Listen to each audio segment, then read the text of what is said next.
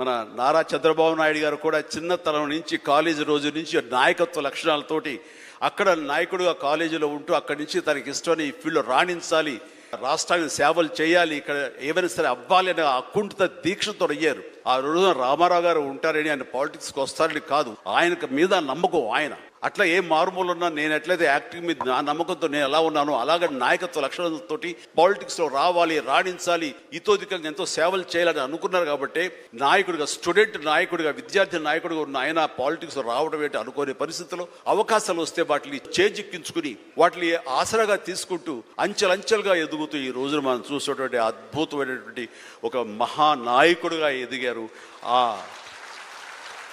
ఆయన దిశానిర్దేశంలో, ఆయన నాయకత్వంలో హైదరాబాద్ దగ్గర నుంచి ప్రతి నగరం, అంటే ఫస్ట్ ఇండియాలో ఆఫ్టర్ బెంగళూరు మళ్ళీ అలాంటి ఐటీ నగరంగా, అంటే ఎంత విజనరీ అంటే ఫ్యూచర్లో ఇది డెఫినెట్గా ఈ రోజున మనం అనుకుంటున్నాం డిజిటలైజేషన్ ఆ రోజున అంత ఉధృతంగా లేదు, అలాంటి దాన్ని అవి తీరుతుంది ఆయన అన్నారే. ఆయన మైండ్ సెట్ ఆ రోజున అలా షిఫ్ట్ చేసుకుని దానికి కట్టుబడి ఉన్నారు. కాబట్టి ఈ రోజున ఐటీలో కానివ్వండి, అతను డిజిటలైజేషన్లో కానివ్వండి, ఇదిగో ఈ రోజున ఏఐలో కానివ్వండి, ఆ స్థాయికి వెళ్ళటానికి నాంది పలికినటువంటి పాయనీర్ మన చంద్రబాబు నాయుడు గారు.